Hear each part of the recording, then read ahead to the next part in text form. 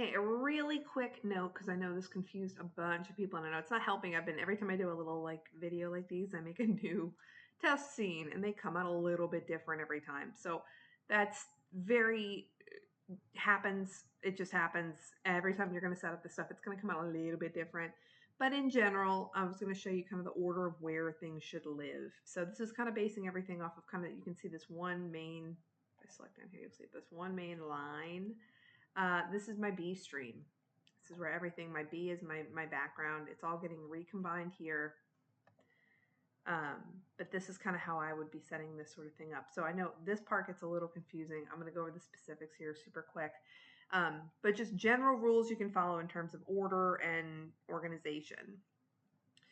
So when you are doing an RGB rebuild, which is what this is, where I'm basically able to remake this image by breaking apart the individual light passes and sticking them back together. At the end of that is your RGB rebuild. Just to be neat and clean, even if you copy over the channels, what a lot of people will do is copy the alpha over, which is what we did. Remember, it's piped in from the top. Then would be anything, and I guess this is a little more true if it's kind of like right down here. So get rid of some of this stuff so I don't confuse y'all.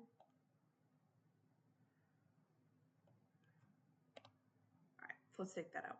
So it's just lights. So underneath each one of these, here, I'll copy this so I can label this for you. So don't catch the dot node.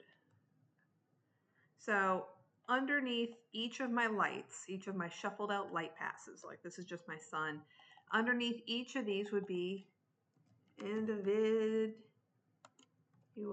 light pass CC. CC means color corrections. So underneath, before, like after you shuffle out your light pass, but before you add it on top of your image, this area is where I can make individual changes to each light pass. I can add grades. I could make it nuclear red, whatever I want to do.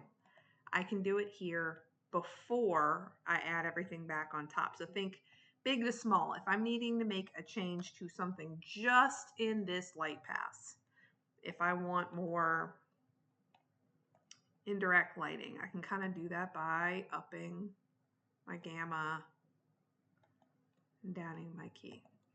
So if I did that, I have a little more bounce light. I came down here, I made it all red. Very weird example, but you can still see when you recombine the image, each of those nodes, what their contributions is doing. So let's assume this is kind of like what I want for that.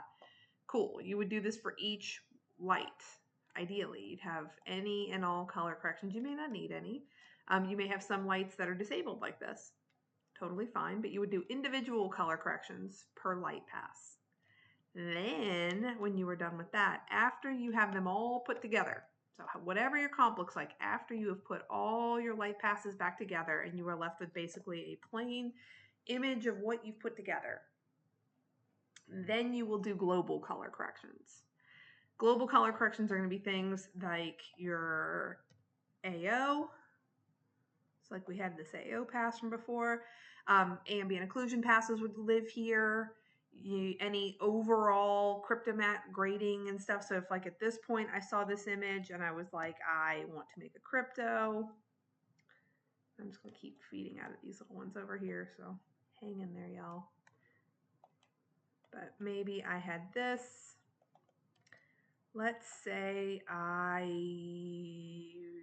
don't want this back wall included, which is also apparently the other wall.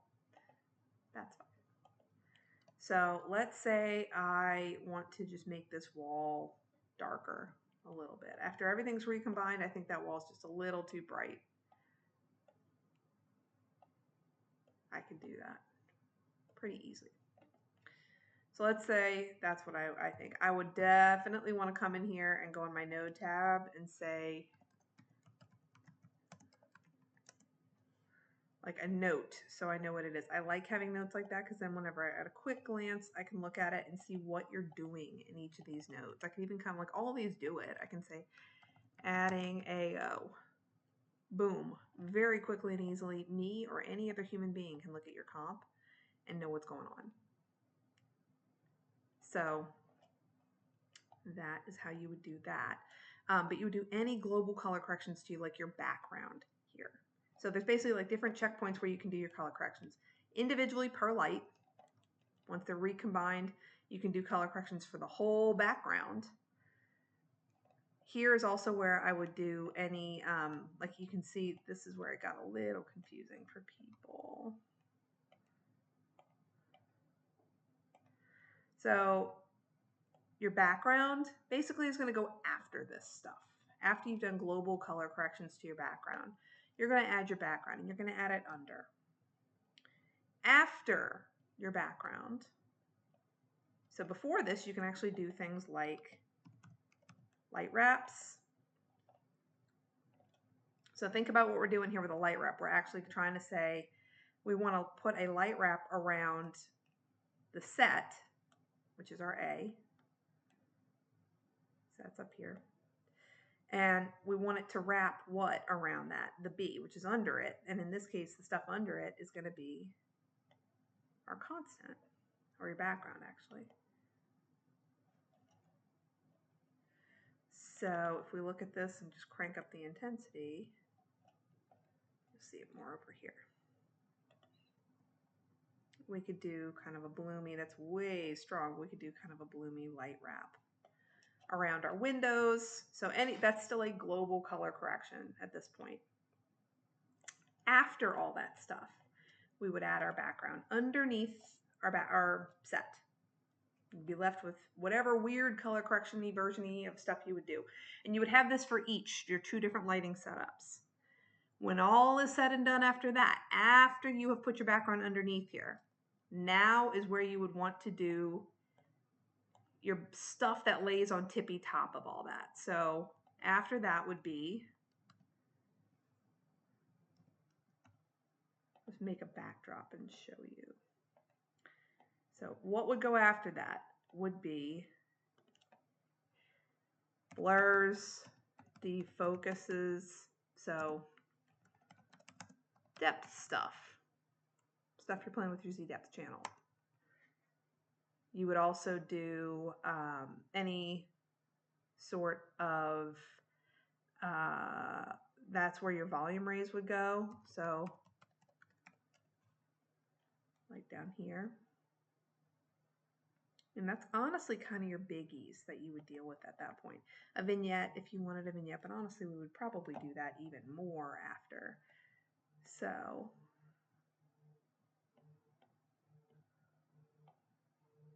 and if you look, if you ever do this and you actually have a backdrop that goes like underneath stuff, it's just an ordering thing.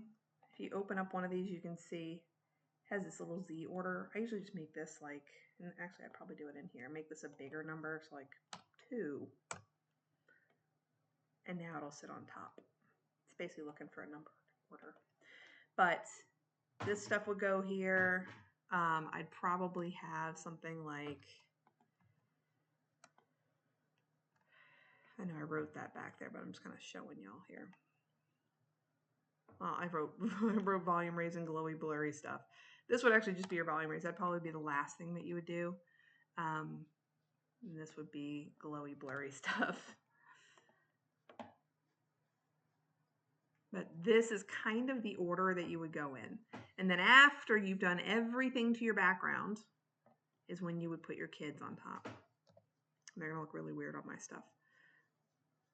So I had my volume raise, which none of this stuff matches. We're going to pretend like this is all color corrected. But then I would stick my kids on top. And similarly, they're going to get basically the same setup. You can do individual color corrections for each light on them, kind of here. Combine them all back together. You could do global color corrections to them after they have all the lights put back on them, like I did here. I made their hair purple. Then You could do any sort of blurs, same sort of order I have here. Then you would do any sort of blurs and glows. You don't ever put, volume raise in a character. You could put a glow, you could put defocus, you could put whatever you want. You could put your AO if you want to put AO kind of here. And then after that, you would do that, all that blurs and glows. Then you would stick that on top like this. Then, because that's not enough,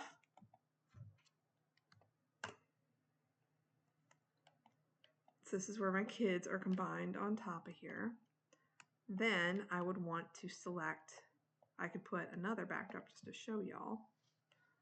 This area after would be like super ultra color corrections. Terrible way to put this, but basically that's going to be any color corrections like you're looking at it. Any color corrections that affect everything. At this point, you wouldn't want to be doing cryptomats and doing noodly little stuff on like picture frames and eyes and all that. You'd want to do that under its respective place. If I needed to like fix these guys' eyes, I'd come up under probably like here and do it. But at the very end, if I wanted to do any color corrections, I could. So that would be stuff like glows, vignettes, that sort of polishy stuff you would see at the very end when the whole comp is done. So I could put like a glow. Man, this comp looks bad. I could put like a glow on everything. But think of it like that. Drill down from little to big. You would basically be, I could do corrections at the per light level. I could do corrections at the per layer level, like these characters, or like the background right here. In the case of the background, then you're going to layer your background on underneath it. So you end up with something like this. Then you add that additive extra stuff that starts messing with your image. Things that are going to blur it, things that are going to glow it, things that are going to add things on top like this. Anything additive like a plus or something like that, typically, once you get out of the kind of rebuild phase like up here, typically can mess with your image. So you usually want to do that stuff after everything's put together. Then you'd stick your kids on top. Then you can do some final polishy stuff. This would be like vignettes, glows, minute, overall color corrections. So if I wanted to like grade the whole image, I could do that here. Come like down here, and I could do that. And I could say, make the whole image blue. And then I would have a blue entire image with a glow added to the entire image. So it's all just about thinking where in your comp you need to put your color corrections. If it's something specific to the kids, put it under with the kids. If it's specific to the set, put it with the set. If it matters that they're interacting together, put it to them once they're all together. And if it's something kind of global that's going on top of everything like this, like glows and volume raise and all, just stick it all together at the very end. But that is how you properly order all this stuff.